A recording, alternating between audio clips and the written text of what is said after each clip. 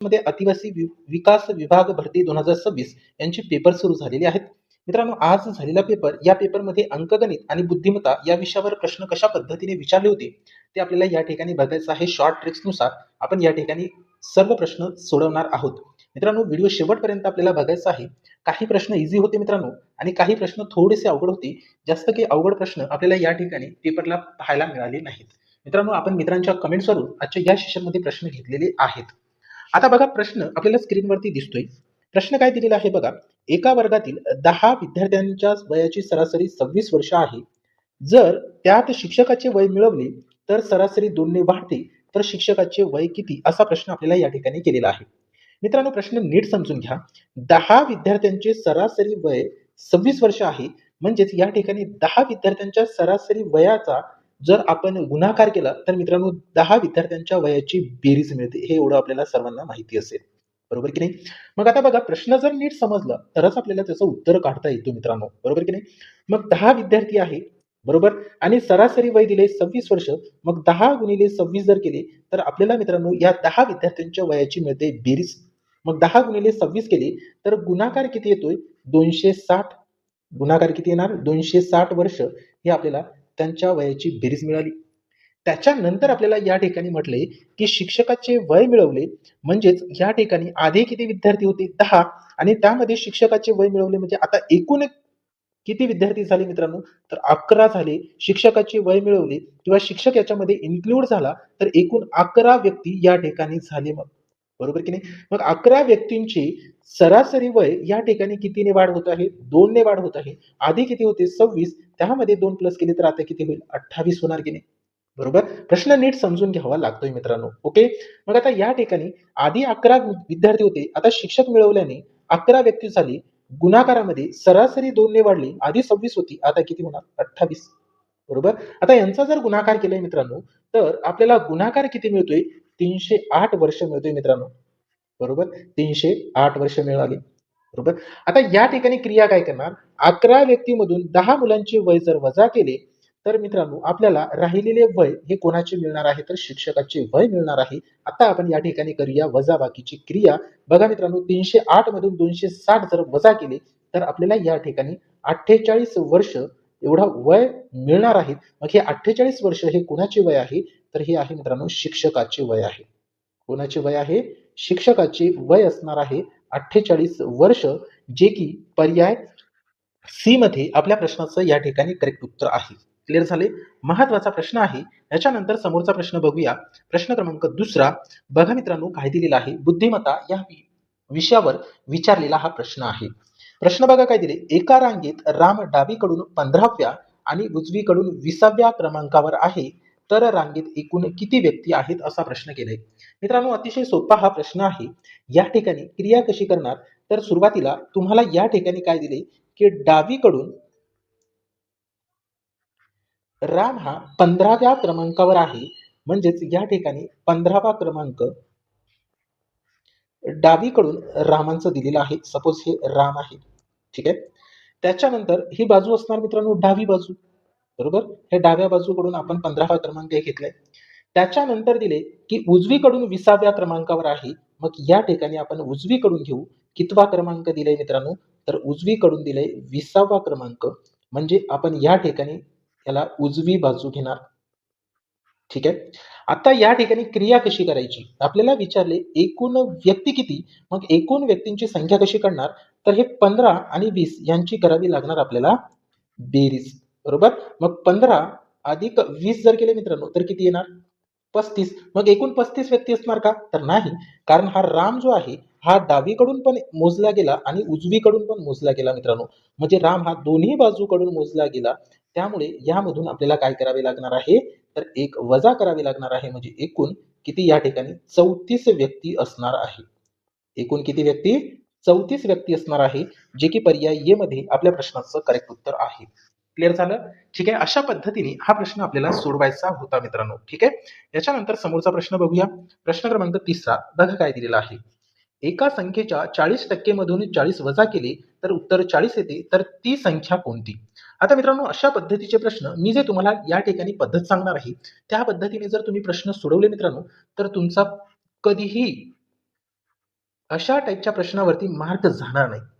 मित्रांनो, काय करायचं आहे, जसा प्रश्न या ठिकाणी विचारलेला आहे त्या प्रश्नानुसार तुम्हाला मांडणी करायची आहे. ती कशी, तर बघा, आपल्याला या ठिकाणी म्हटले की एका संख्येच्या, आता या ठिकाणी एका संख्येच्या म्हणजे ती संख्या आपल्याला माहिती आहे का? नाही. ती संख्या माहिती आहे आपल्याला? नाही. मग ती संख्या सपोज आपण यक्स घेतली. मित्रांनो, तुम्ही यक्स म्हटलं की कन्फ्यूज होता किंवा घाबरता. यावरून प्रश्न जर तुम्ही सोडवलं तर तुमचे प्रश्न कधीच चुकणार नाही मित्रांनो. तुम्ही करेक्टच उत्तर काढणार. मग कशी, तर बघा, या ठिकाणी समजा आपण ती संख्या यक्स घेतली. मग या संख्येच्या 40% म्हणजे तुम्ही काय लिहिणार, तर यक्सचे 40% लिहिणार की नाही?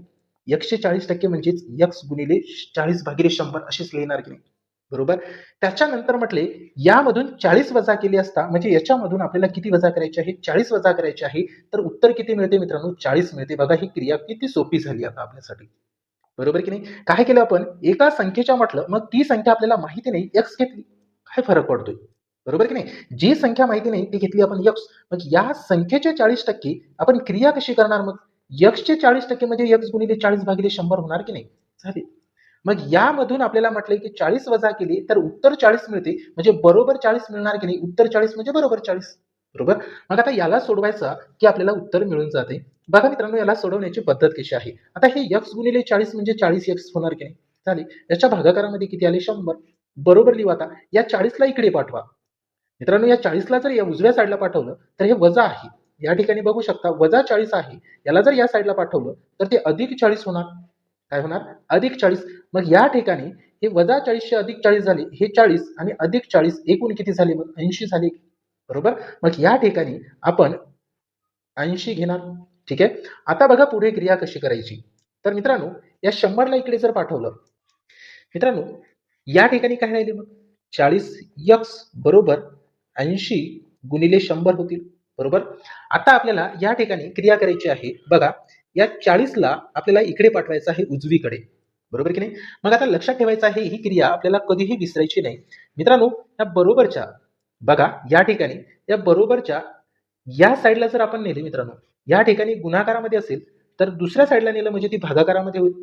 आणि भागाकारामधली क्रिया जर आपण या ठिकाणी दुसऱ्या बाजूला नेलं उजवीकडे तर ती गुणाकाराची क्रिया होती. म्हणजे रिव्हर्स असते मित्रांनो. ठीक आहे. ही क्रिया कशी असते? रिव्हर्स.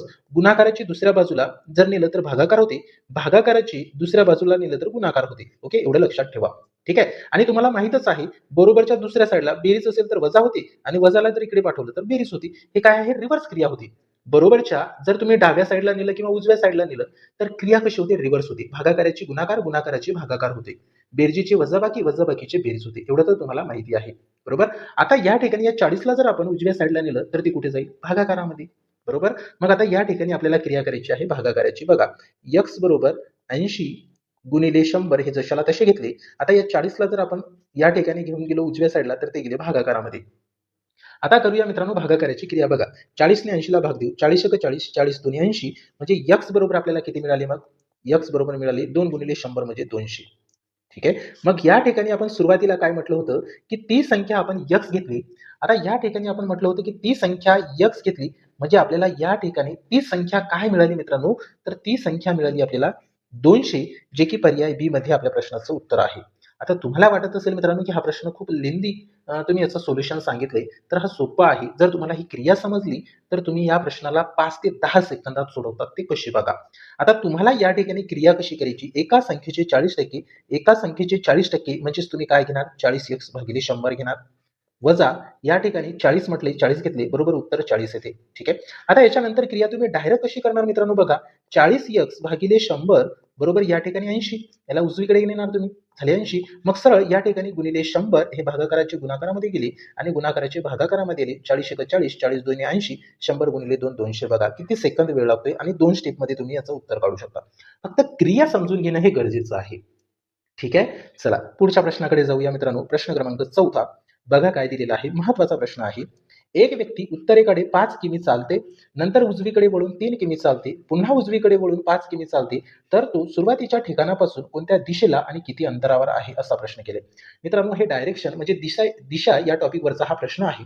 आता प्रश्नानुसार आपल्याला या ठिकाणी आकृती काढावी लागते.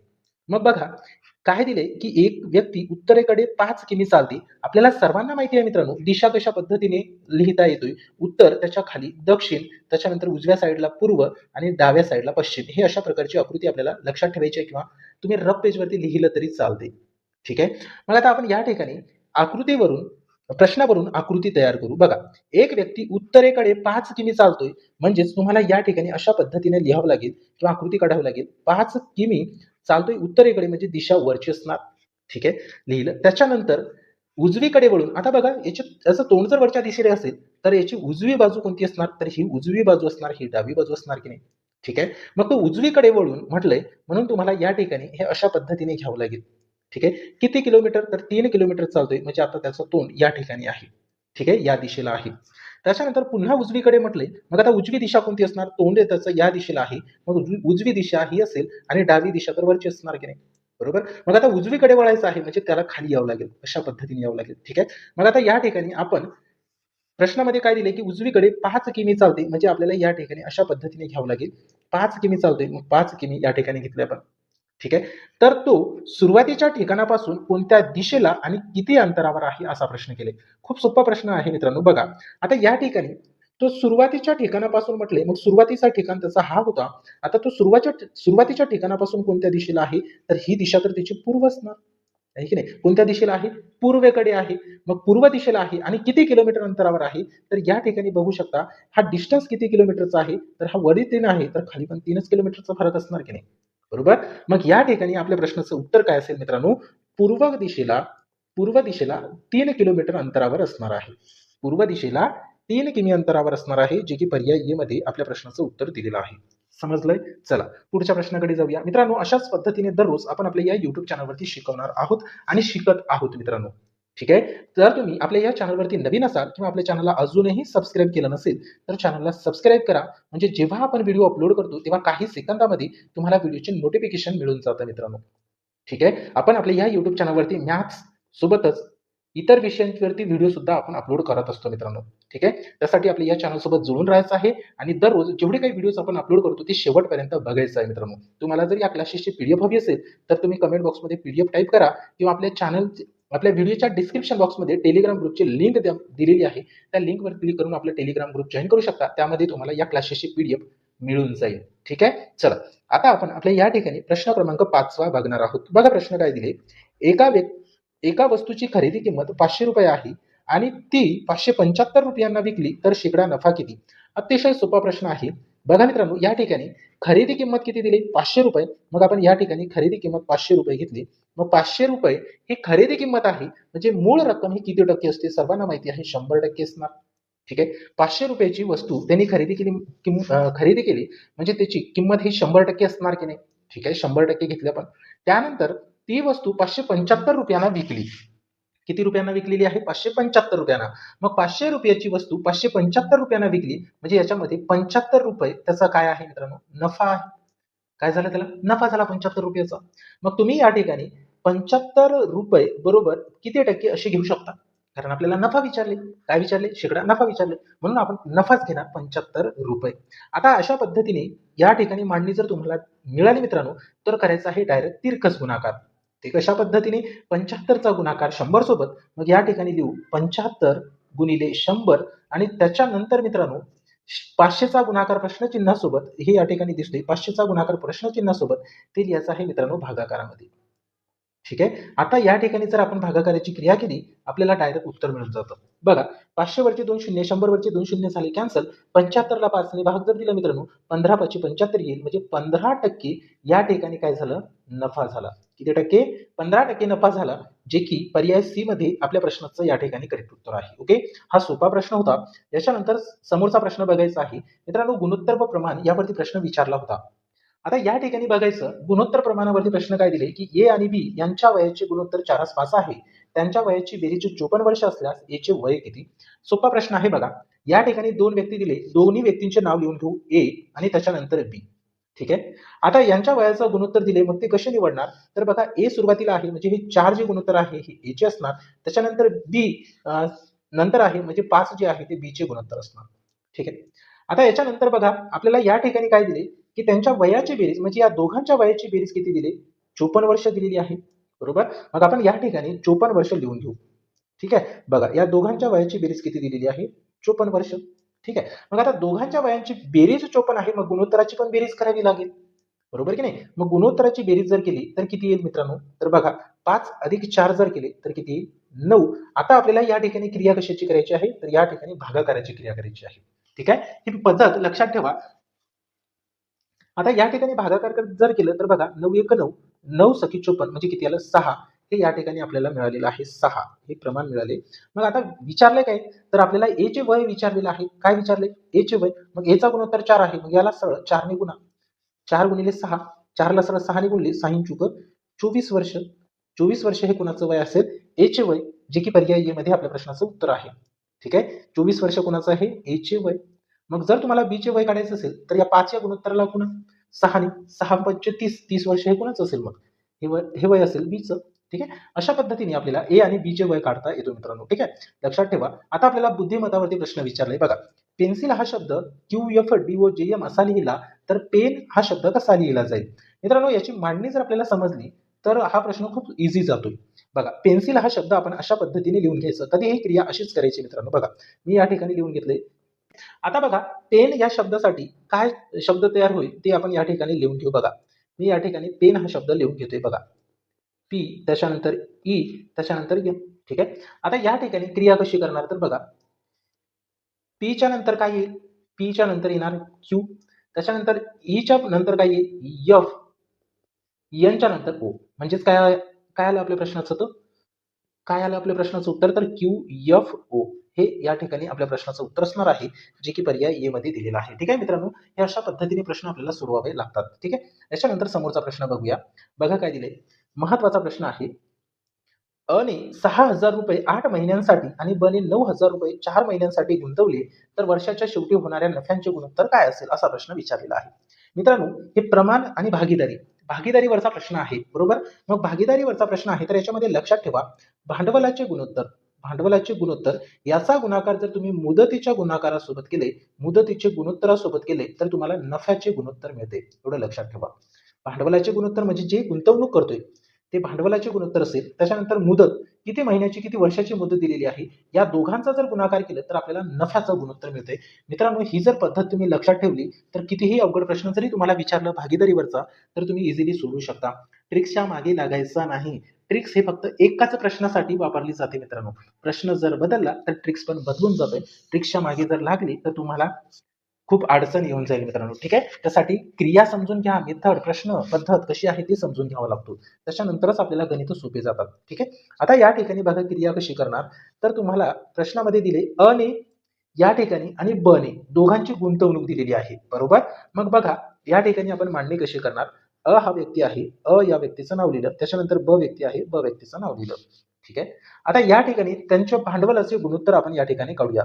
मग भांडवलाचे गुणोत्तर काढत असताना बघा अ ने किती गुंतवणूक केली? 6,000 रुपये गुंतवणूक केलेली आहे अ ने. ठीक आहे. मग या ठिकाणी लिहून घेऊ 6,000 रुपये अ ची गुंतवणूक आणि ब ची गुंतवणूक किती आहे मित्रांनो? 9,000 रुपये. मग 9,000 रुपये ब ची गुंतवणूक लिहून घेतली. जर या दोन्ही भांडवलाच्या गुणोत्तराला किंवा भांडवलांच्या गुंतवणुकीला जर संक्षिप्त रूप देता येत असेल, म्हणजे जसे की या ठिकाणी हे दोन्ही अंक सारखे असतील तर ते कॅन्सल आपल्याला करता येतात मित्रांनो. म्हणजे या ठिकाणी हे 3 शून्य आणि हे 3 शून्य डायरेक्ट कॅन्सल होतात. यालाच आपण संक्षिप्त रूप देणे असे म्हणतोय. बरोबर. मग बघा हे 3 शून्य आणि हे 3 शून्य जर कॅन्सल केले राहिले काय मित्रांनो? 6 आणि 9. परत या दोन्ही संख्येला ज्या कॉमन संख्येने भाग जातो म्हणजे समान संख्येने भाग जातो त्यांनी पण भाग देऊन बघायचं. मग याला 3 ने भाग जातो, 3 दोन्ही 6, याला पण 3 ने भाग जातो, 3 त्रिक 9. म्हणजे गुणोत्तर काय येईल मित्रांनो? तर 2:3 येईल. यालाच आपण भांडवलाचे गुणोत्तर म्हणतोय. बरोबर. मग या ठिकाणी आपण लिहून घेऊ गुणोत्तर किती आलं? 3 दोन्ही 6 आणि 3 त्रिक 9 हे आहे भांडवलाचं गुणोत्तर. त्याच्यानंतर मी म्हटलं तुम्हाला मुदतीचे गुणोत्तर घ्यायचे. काय घ्यायचं आहे? मुदतीचे गुणोत्तर. मग मुदत या ठिकाणी प्रश्नातच दिली आणि 8 महिन्यासाठी गुंतवणूक केली. मग तुम्ही या ठिकाणी लिहिणार अ ची गुंतवणूक 8 महिन्याकरिता आहे, ब ने 4 महिन्यांसाठी गुंतवली म्हणजे ब ची गुंतवणूक आहे 4 महिन्यासाठी. परत आता या ठिकाणी जर या दोन्ही संख्येला जर समान संख्येने भाग जात असेल तर भागाकार करायचा म्हणजे संक्षिप्त रूप द्यायचं मित्रांनो. ठीक आहे. संक्षिप्त रूप द्यायचं. मग या दोन्ही संख्येला 4 ने भाग जातो, 4 1 4, 4 2 8. म्हणजे या ठिकाणी गुणोत्तर काय येईल? मुदतीचा गुणोत्तर येईल मित्रांनो 4 1 4, 4 2 8 म्हणजे 2:1 आलंय. ठीक आहे. आता लक्षात ठेवा, मी तुम्हाला आधी सांगितलं होतं भांडवलाचे गुणोत्तर, मुदतीचे गुणोत्तर या दोघांचा जर गुणाकार केले तर तुम्हाला नफ्याचे गुणोत्तर मिळते. हे सुरुवातीला सांगितलं मी. बरोबर? मग आता आपल्याला या ठिकाणी गुणाकाराची क्रिया करायची आहे. म्हणजे या 2चा गुणाकार या 2 सोबत आणि या 3चा गुणाकार 1 सोबत म्हणजे भांडवलाचे गुणोत्तर आपण मुदतीच्या गुणोत्तरासोबत करणार आहोत. ओके? मग आता बघा या ठिकाणी आपण गुणाकार करू. 2 गुणिले 2 जर केले तर किती येईल? 4 आणि 3 गुणिले 1 जर केले मित्रांनो किती येईल? 3. म्हणजे आपल्या प्रश्नाचं उत्तर या ठिकाणी काय मिळाले? 4 3. हे काय आहे मित्रांनो? तर नफ्याचे गुणोत्तर आहे. काय आहे? नफ्याचे गुणोत्तर आहे, जे की पर्याय ए मध्ये आपल्या प्रश्नाचं उत्तर दिलंय. समजलं सर्वांना? ठीक आहे. चला समोरचा प्रश्न बघूया. मित्रांनो प्रश्न नीट समजून घ्यायचा आहे आणि त्याच्यानंतर क्रिया लक्षात ठेवायची आहे. तेव्हाच आपल्याला प्रश्नाची उत्तरं काढता येतात. ठीक आहे. आता याच्यानंतर समोरचा प्रश्न बघा काय दिले. वडिलांचे वय मुलांच्या वयाच्या 3 पट आहे. 10 वर्षानंतर वडिलांचे वय मुलांच्या वयाच्या दुप्पट होईल तर मुलाचे आजचे वय किती? हा पण अतिशय सोपा प्रश्न आहे. मित्रांनो वयवारीवरती भरपूर मुलांना अडचण येतात. वयवारीवरचे प्रश्न सोडवताना खूप मुलांना अडचण येतात. मग मित्रांनो कोणत्याही टाईपचा प्रश्न आणि कितीही अवघड प्रश्न तुम्ही या पद्धतीनुसार सोडवू शकता. बघा मी ती पद्धत तुम्हाला या ठिकाणी सांगणार आहे. खूप सोपी पद्धत आहे आणि सेम क्रिया तशीच तुम्ही कोणत्याही प्रश्नाकरिता वापरू शकता. काय करायचं आहे बघा. वडिलांचे वय दिले आणि मुलांचे वय दिले. ठीक आहे. वडील आणि मुलगा हे 2 व्यक्ती आहेत. दोन्ही व्यक्तीचं नाव लिहून घ्यायचं मित्रांनो. बघा मी या ठिकाणी मुलासाठी हे शॉर्ट लिहिलं आणि वडिलांसाठी व लिहिलं. ठीक आहे. आता बघा याच्यामध्ये क्रिया कशी करायची आपल्याला. ठीक आहे. आता मुलांचे वय हे वडिलांच्या वयाच्या 3 पट म्हणजे या ठिकाणी मुलांच्या वयाच्या 3 पट हे वडिलांचे वय दिलेलं आहे. ठीक आहे. नीट समजून घ्या. बघा या ठिकाणी तुम्ही काय करणार तर हे आजचे वय इथे लिहिणार.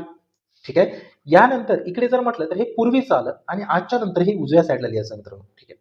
आता आजचे वय तुम्ही कशी लिहिणार तर या ठिकाणी तर पट दिले. मग मांडणी कशी करायची लक्षात ठेवा मित्रांनो. बघा काय दिले की वडिलांचे वय मुलांच्या वयाच्या 3 पट आहे. म्हणजेच काय जर समजा या ठिकाणी तुम्हाला पट दिलेली असेल एक्झॅक्ट वय तर दिलं नाही मग पट दिलेली आहे मग तुम्ही काय करणार मुलांचे वय हे गृहीत धरणार त्याला आपण अजम्पशन म्हणतो म्हणजे मुलाचे वय आपल्याला माहिती नाही म्हणून आपण काय करणार यक्स हे वय घेणार. आता तुम्हाला यक्स म्हटलं की टेन्शनच येतो मित्रांनो पण यक्स ही पद्धत यक्स मेथडने जर तुम्ही सोडवले तर तुमचे प्रश्नाचे उत्तर चुकणारच नाही फक्त समजून घ्या. ठीक आहे. आता या ठिकाणी मुलाचे वय जर समजा आपण यक्स घेतले. ठीक आहे. आता बघा मी या ठिकाणी मांडणी कशी करतोय. समजा मुलांचे वय आपण या ठिकाणी आज यक्स हे वय मानलंय. मग मुलाच्या वयाच्या 3 पट मुलाच्या वयाच्या 3 पट म्हणजे 3x होणार की नाही? बरोबर? म्हणजे या ठिकाणी वडिलांचे वय किती झाले? 3x झाले. आजचे वय आहे. बरोबर.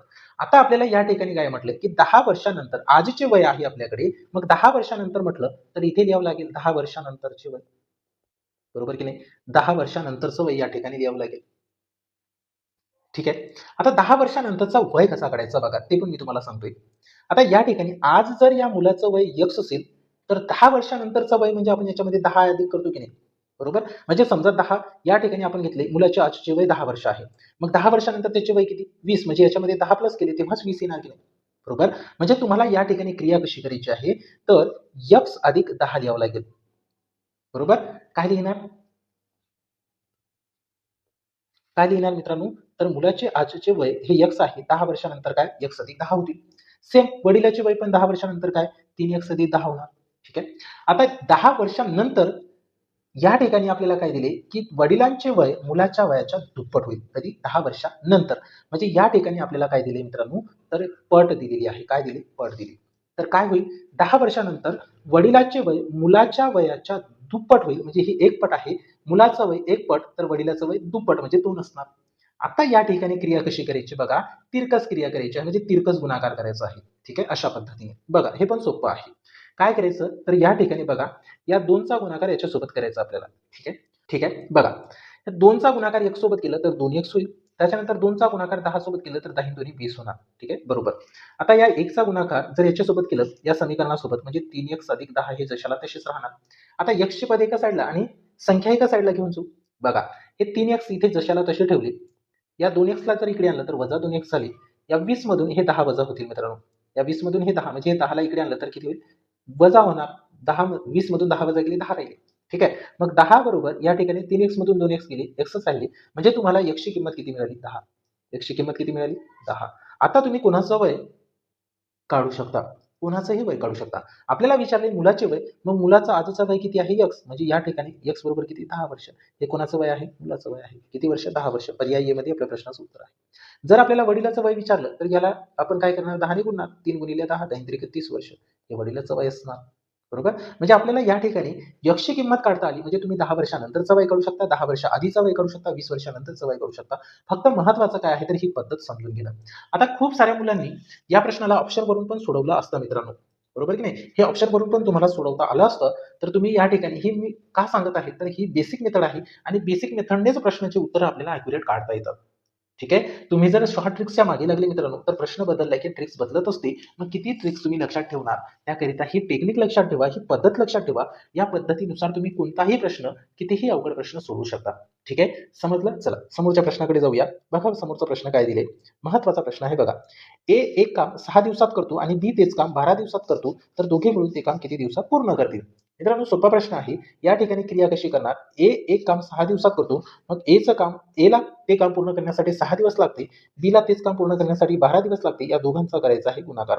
दोघांच्या दिवसांच्या संख्येची करायचा गुणाकार. त्याच्यानंतर दोघांनी मिळून म्हटले, मग दिवसांच्या संख्येची करायची मित्रांनो बेरीज. 12 अधिक 6 किती होईल? 18.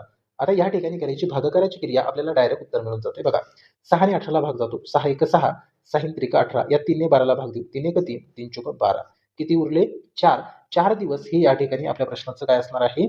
उत्तर असणार आहे मित्रांनो. किती उरले? 4 दिवस. हे दोघांना किती दिवस लागतील? 4 दिवस लागतील ते काम पूर्ण करण्याकरिता, जे पर्याय ए मध्ये आपल्या प्रश्नाचं उत्तर आहे. हा सोपा प्रश्न होता. त्याच्यानंतर समोरच्या प्रश्नाकडे जाऊया. बघा मित्रांनो हा पण सोपा प्रश्न आहे. फक्त समजून घ्या. एक गाडी तशी 60 किमी वेगाने धावते, तर 300 किलोमीटर अंतर जाण्यास तिला किती वेळ लागेल? असा प्रश्न केलाय.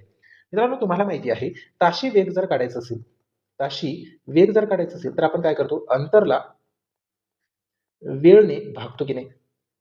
बरोबर? अंतर भागिले वेळ म्हणजे ताशी वेग. बरोबर? मग आपल्याला दिलेला आहे ताशी वेग आणि अंतर दिले काढायचा वेळ, म्हणजे तुम्ही या ठिकाणी वेळ बरोबर अंतर भागिले वेग घेऊ शकता. ठीक आहे. म्हणजे सरळ भागाकाराची क्रिया करायची आहे. बघा 300 किलोमीटर अंतर आहे. किती आहे? 300 किलोमीटर अंतर आहे. याला जर वेगाने भागलं तर आपल्याला उत्तर मिळते. भागाकार करू. बघा हा 60 वरचा 0, 300 वरचा 0 कॅन्सल झालंय.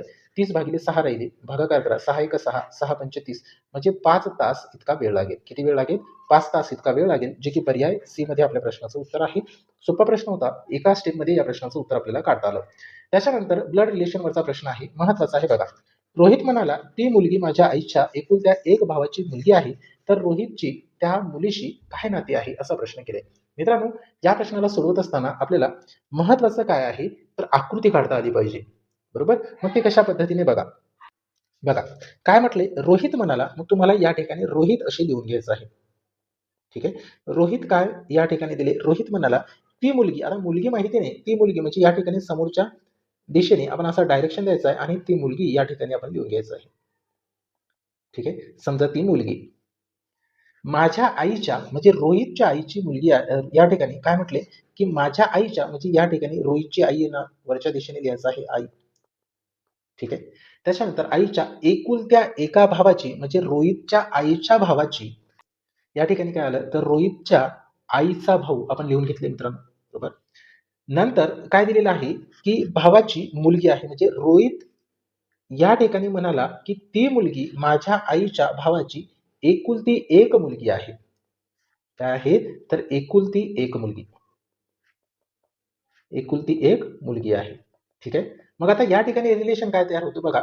रोहितचा या ठिकाणी हे आईच्या भावाचं रिलेशन, आईच्या भावासोबत रिलेशन काय असणार? मामाचं असणार. ठीक आहे. मग मामाची मुलगी म्हणजेच काय तर मामे बहीण. बरोबर? काय येईल? मामे बहीणचा रिलेशन येईल. ठीक. अशा पद्धतीने आकृतीवरून आपल्याला या ठिकाणी उत्तर देता येतोय, जे की पर्याय सी मध्ये आपल्या प्रश्नाचं उत्तर आहे मित्रांनो. ठीक आहे. चला समोरचा प्रश्न बघूया. प्रश्न क्रमांक 13 नंबरचा बघा काय दिले. 300 मीटर लांबीची रेल्वे गाडी ताशी 72 किमी वेगाने जात आहे, तर एका खांबाला ओलांडण्यास तिला किती वेळ लागेल? असा प्रश्न केलेला आहे. बघा मित्रांनो आपल्याला सर्वांना माहिती आहे ताशी वेग बरोबर अंतर भागिले वेळ. अंतर भागिले वेळ आताच बघितलं आपण गुणिले 18/5 हे आपण घेत असतो. ठीक आहे. मग याच्यामध्ये किमती ठेवा. अंतर भागिले वेळ गुणिले 18/5 याच्यामध्ये किमती ठेवा, आपल्याला डायरेक्ट उत्तर मिळून जातं. ठीक आहे. मग बघा या ठिकाणी आपण किमती लिहू. 72 किलोमीटर प्रति तास आहे, म्हणजे 72 किलोमीटर प्रति तास वेग आहे आणि अंतर दिले 300 मीटर, म्हणजे या ठिकाणी 300 लिहिले, भागाकारामध्ये वेळ आपल्याला काढायचा आहे, टी लिहिलं गुणिले 18/5 लिहून टाकणार. ठीक आहे. आता करा या ठिकाणी भागाकाराची क्रिया. मग बघा मित्रांनो काय करायचं आहे, या टीला इकडे घेऊन जाऊ, बरोबर हे 300 गुणिले 18 जशाला तसे राहतील, 300 गुणिले 18 हे 72 आले मित्रांनो भागाकारामध्ये आणि त्याच्यानंतर हे 5 राहिलेले ते गुणाकारामध्ये लिहा. ठीक आहे. आता करायची आपल्याला भागाकाराची क्रिया. बघा भागाकार कशा पद्धतीने करणार, तर 18 ने भाग देऊ 72 ला, 18 एक 18, 18 चुक 72. ठीक आहे. आता या ठिकाणी आपण व्यवस्थित लिहून घेऊ. बघा टी बरोबर हे 300 राहिले. ठीक आहे. याच्या भागाकारामध्ये 4 गुणिले 5 केले तर 4 5 20 होणार. ठीक आहे. आता परत भागाकार करता येतो. बघा हा शून्य झाला कॅन्सल. 30 चे जर अर्धे केले मित्रांनो किती येणार, 15. 15 सेकंद हे आपल्या प्रश्नाचं या ठिकाणी उत्तर असणार आहे. ठीक आहे, जे की पर्याय बी मध्ये दिलेला आहे. ठीक आहे. फक्त कॅल्क्युलेशन फास्ट करावं लागतो, तेव्हा आपल्याला उत्तर या ठिकाणी फास्ट काढता येतो मित्रांनो. ठीक आहे. त्याच्यानंतर समोरचा प्रश्न बघा, एका नावेचा संत पाण्यातील वेग ताशी 10 किमी आहे आणि प्रवाहाचा ताशी वेग 2 किमी आहे, तर प्रवाहाच्या दिशेने नावेचा प्रभावी वेग किती, असा प्रश्न केलेला आहे. मित्रांनो यामध्ये एक लक्षात ठेवा, संत पाण्यातील वेग दिलेला आहे किंवा संत पाण्यातील वेग दिलेला असेल आणि प्रवाहाचा वेग दिलेला असेल, आपल्याला प्रवाहाच्या दिशेने वेग जर म्हटलं तर लक्षात ठेवा मित्रांनो, प्रवाहाच्या दिशेने जर वेग विचारलं, तर प्रवाहाच्या दिशेने वेग विचारलं तर बेरजेची क्रिया करायची. कशाची क्रिया करायची आहे, बेरजेची क्रिया करायची आहे. आणि जर प्रवाहाच्या विरुद्ध दिशेने म्हटलं मित्रांनो, प्रवाहाच्या विरुद्ध दिशेने जर विचारलं तुम्हाला, तर कशाची क्रिया करायची आहे, तर विरुद्ध दिशेने विचारलं तर वजा बाकीची क्रिया करायची आहे. ठीक आहे. लक्षात ठेवा, क्रिया कशाची करायची आहे, वजा बाकीची. दिशेने म्हटलं तर बेरजेची क्रिया करायची. ठीक आहे. मग आता या ठिकाणी आपल्या प्रश्नाचं उत्तर काय असेल, तर हे 10 किलोमीटर संत पाण्यातील वेग आहे आणि प्रवाहाचा वेग आहे 2 किलोमीटर. मग सरळ 10 अधिक 2 किती, 12 किलोमीटर प्रति तास हे या ठिकाणी प्रवाहाच्या दिशेने वेग असेल, जे की पर्याय बी मध्ये आपल्या प्रश्नाचं उत्तर आहे. सोपा प्रश्न होता, लक्षात ठेवा. या ठिकाणी सरळ बेरीज आणि वजाबाकी क्रिया कशी करायची तेवढं लक्षात ठेवा. त्याच्यानंतर समोरचा प्रश्न बघा, संध्याकाळच्या 4 वाजून 20 मिनिटांनी घड्याळाच्या तास व मिनिट काट्यामध्ये किती अंशाचा कोन होईल, असा प्रश्न केलेला आहे. सोपा प्रश्न आहे बघा. सुरुवातीला आपल्याला लक्षात ठेवायचं आहे, जर अंशात्मक कोन विचारलं आणि आपल्याला तास आणि मिनिटे दिलेली असेल, तर सरळ काय करायचं मित्रांनो, तासाचा गुणाकार 30 सोबत करायचा आहे आणि वजामध्ये 11/2 गुणिले मिनिटे लिहायचं आहे. ठीक आहे. ही क्रिया लक्षात ठेवा आणि इझिली लक्षात ठेवू शकता, काही अवघड नाही. बरोबर. मग आता या ठिकाणी आपण क्रिया करणार, 4 हे तास आहे, तासाचा गुणाकार 30 सोबत वजा 11/2 गुणिले मिनिटासोबत करणार. ठीक आहे. मिनिटे किती आहे, 20. सरळ भागाकाराची क्रिया करू. बघा 2 ने जर 20 ला भागली तर 10 येणार. 4 गुणिले 30 जर केले मित्रांनो तर किती येईल, 4 गुणिले 30 केले तर 120 वजा 10 गुणिले 11 110. बरोबर. आता यांची करा वजा बाकीची क्रिया, मग किती येईल, 120 मधून 110 वजा केली तर किती शिल्लक राहतील, 10. 10 अंश हे अंशात्मक कोण तयार झालं, किती, 10 अंश हे अंशात्मक कोण असेल, पर्याय ए मध्ये आपल्या प्रश्नाचं उत्तर आहे. ठीक आहे. सोपं आहे. फक्त आपल्याला महत्वाचं काय आहे तर सूत्र लक्षात ठेवणं. मग हे सूत्र का लक्षात ठेवायचं, ट्रिक्स आहे. मग मित्रांनो ट्रिक्सच्या मागे लागू नका. ट्रिक्स हे फक्त काही प्रश्नापुरतीच मर्यादित असते. मग प्रश्न बदलला की ट्रिक्स बदलते, एवढं लक्षात ठेवा. आता या ठिकाणी पुढचा प्रश्न, 5,000 रुपये मुदलाची दरवर्षी 10% दराने 2 वर्षाचे सरळ व्याज किती, असा प्रश्न केलेला आहे. सोपा प्रश्न आहे. सरळ व्याजावरचा प्रश्न विचारलाय. 5,000 रुपये मुदल आहे, 5,000 रुपये मुद्दल लिहून घेतले, याचा गुणाकार दरासोबत करणार 10 गुणिले वर्ष किती आहे 2, याच्या भागाकारामध्ये 100. आता हे तुम्हाला सोपं वाटते, बरोबर की नाही, डायरेक्ट याचा गुणाकार याच्यासोबत आणि हे याच्या भागाकारामध्ये लिहा. असं नाही मित्रांनो, हे जे सांगितले मी तुम्हाला, हे पूर्ण कशामध्ये टाकलेलं आहे, सूत्रामध्येच टाकलेलं आहे ना. काही वेगळी क्रिया केली का नाही. कोणी या ठिकाणी अशा पद्धतीने प्रश्न सोडवतात. 10% म्हणजेच किती, तर 10% म्हणजेच 10 भागिले 100 करा, बरोबर 110 आहे. बरोबर. 10 मुद्दलावरती 1% व्याज आहे, म्हणजे 5 या ठिकाणी 5,000 रुपयाची किती करणार, 5,000 रुपयाची तुम्ही 10% करणार, म्हणजे 110. 500 आली. हे 500 एका वर्षाचं व्याज, 2 वर्षाचे व्याज किती, 2 वर्षाचे व्याज किती, 1,000 रुपये. हे असे पण तुम्ही या ठिकाणी काढू शकता किंवा याच्यामध्ये ठेवून पण सॉल्व्ह काढू शकता. मग हे पण सूत्रामध्ये टाकले की हे आहे मुद्दल रक्कम, हे आहे दर आणि हे आहे मुदत आणि याच्या भागाकारामध्ये 100. काय आहे, व्याजाचं सूत्रच आहे ना, सरळ व्याजाचा, बरोबर की नाही. मग हे सूत्र लक्षात ठेवायचं. आता या ठिकाणी भागाकाराची क्रिया करू. बघा हे 2 शून्य हे 2 शून्य झाले कॅन्सल. 50 गुणिले 50 गुणिले 10 केले तर 500 आणि याचा गुणाकार 2 सोबत केले तर किती, 500 गुणिले 2 तर 1,000. 1,000 रुपये हे काय मिळालं, व्याज. 1,000 रुपये व्याज मिळाले, जे की पर्याय बी मध्ये आपल्या प्रश्नाचं उत्तर आहे. ठीक आहे. सोपा प्रश्न आहे. याच्यानंतर पुढचा प्रश्न बघा, रिझनिंग वरचा प्रश्न आहे. या ठिकाणी काय लॉजिक लागते ते बघा. आता दिलेला प्रश्न आपण या ठिकाणी व्यवस्थित लिहून घेऊ मित्रांनो. बघा 7 रेशोमध्ये आहे 36 आणि त्याचप्रमाणे आपल्याला 9चा या ठिकाणी काय संबंध येईल ते काढायचं आहे. बघा या ठिकाणी लॉजिक काय लागले, तर मित्रांनो बघा 7 मधून 1 वजा केले, आले किती 6. या 6चा वर्ग केले तर मित्रांनो किती आलं, 36. सेम क्रिया या ठिकाणी करू. 9 मधून सेम क्रिया या ठिकाणी करू. 9 मधून 1 वजा करू 8 येईल. 8 चा वर्ग किती येईल मित्रांनो? 8 चा वर्ग येईल 64. मग 64 बघायचं पर्यायामध्ये आहे का? तर पर्यायामध्ये बघू शकता पर्याय डी मध्ये 64 आहे. म्हणजे या ठिकाणी आपल्या प्रश्नाचं उत्तर आहे 64. बरोबर? अशा पद्धतीने काही लॉजिक आपल्याला लावावं लागतो. त्याच्यानंतर समोरचा प्रश्न बघा. खालीलपैकी गटात न बसणारा शब्द ओळखा असा प्रश्न विचारला होता. गाजर, बटाटा, मुळा आणि आंबा. आता याच्यामध्ये आपल्याला लक्षात आलं असेल की मित्रांनो या ठिकाणी जे दिलेले आहे पर्याय गाजर, बटाटा, मुळा हे जे आहे हे कंदमुळे आहे. काय आहे? कंदमुळे म्हणजे जमिनीच्या आत येणारी फळे आहे असे पण म्हणू शकतात. ठीक आहे. मग हे आंबा जे आहे हे झाडावर येतो मित्रांनो, बरोबर की नाही? म्हणून हे आपल्या प्रश्नाचं या ठिकाणी उत्तर असणार आहे आंबा. ठीक आहे. महत्वाचा प्रश्न आहे. लक्षात ठेवा जमिनीखाली येणारी फळे आहेत किंवा कंदमुळे आहेत. ठीक आहे. पुढचा प्रश्न बघा. 19 नंबरचा हा सोपा प्रश्न आहे. फुल, गुलाब आणि कमळ यांच्यातील संबंध खालीलपैकी कोणत्या पर्यायाशी जुळेल? आता या ठिकाणी दिले 3 स्वतंत्र वर्तुळे म्हणजे अशा पद्धतीने 3 स्वतंत्र वर्तुळे. त्याच्यानंतर एक वर्तुळात दुसरे आणि तिसरे वर्तुळ म्हणजे या ठिकाणी एका वर्तुळामध्ये दुसरे आणि तिसरे वर्तुळ ही आकृती बरोबर असेल का? किंवा मोठ्या वर्तुळात दोन वेगवेगळी लहान वर्तुळे म्हणजे या ठिकाणी एका वर्तुळात दुसरे म्हणजे एका वर्तुळामध्ये दुसरे आणि तिसरे वेगळे वर्तुळ हे अशा पद्धतीने असणार. मोठ्या वर्तुळात दोन वेगळी वर्तुळे आणि 3 परस्परांना छेदणारी वर्तुळे म्हणजे अशा पद्धतीने ही वर्तुळे असतील. ठीक आहे. मग आपल्याला या ठिकाणी वेन आकृती तयार करता येईल मित्रांनो. याच्यासाठी सेपरेट बघा कशी करणार. तर फुलासाठी आपण एक सर्कल काढले. सपोज अशा पद्धतीने सर्कल काढले. हे असेल फुल.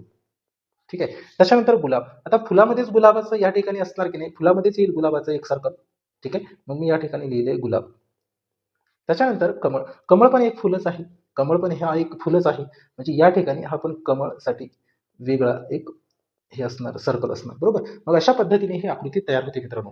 मग मोठ्या वर्तुळात दोन वेगळी लहान वर्तुळे जे की पर्याय सी मध्ये बघू शकता मित्रांनो. हे आपल्या प्रश्नाचं उत्तर आहे. ठीक आहे. सोपा प्रश्न होतं. त्याच्यानंतर समोरचा प्रश्न बघा काय दिलेला आहे. महत्वाचा प्रश्न आहे. एक व्यक्ती पश्चिमेकडे 10 मीटर चालली.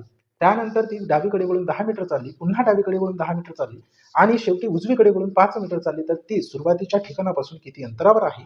असा प्रश्न आपल्याला या ठिकाणी केलेला आहे. मित्रांनो या प्रश्नाचं उत्तर तुम्हाला कमेंट बॉक्समध्ये द्यायचं आहे. या प्रश्नाचं उत्तर तुम्हाला कमेंट बॉक्समध्ये द्यायचं आहे. काय असेल ते या ठिकाणी तुम्हाला उत्तर द्यायचं आहे आणि व्हिडिओ कसा वाटला त्याची प्रतिक्रिया सुद्धा तुम्हाला कमेंट बॉक्समध्ये द्यायचं आहे. व्हिडिओ आवडला असेल तर व्हिडिओला लाईक करा. सोबतच व्हिडिओची लिंक मित्रांपर्यंत शेअर करायचं आहे. मित्रांनो व्हिडिओ आवडला तर मित्रांपर्यंत शेअर सुद्धा करायचं आहे. चॅनलला जर तुम्ही सबस्क्राईब केलं नसेल तर चॅनलला सबस्क्राईब करा. म्हणजे जेव्हा आपण व्हिडिओ अपलोड करतो तेव्हा काही सेकंदामध्ये तुम्हाला व्हिडिओचे नोटिफिकेशन मिळून जातं. मित्रांनो दररोज अशाच पद्धतीने जर तुम्हाला शिकायचं असेल फक्त गणितच नव्हे इतर विषयाची सुद्धा तयारी करायची असेल तर आपल्या चॅनलला सबस्क्राईब करा. सोबतच बेल आयकॉनला सुद्धा क्लिक करा. ठीक आहे मित्रांनो भेटूया समोरच्या सेशनमध्ये अशाच पद्धतीचे प्रश्न घेऊन याच्यापेक्षाही अवघड लेवलचे प्रश्न घेऊन. आजच्या या सेशनमध्ये एवढंच. Thank you so much.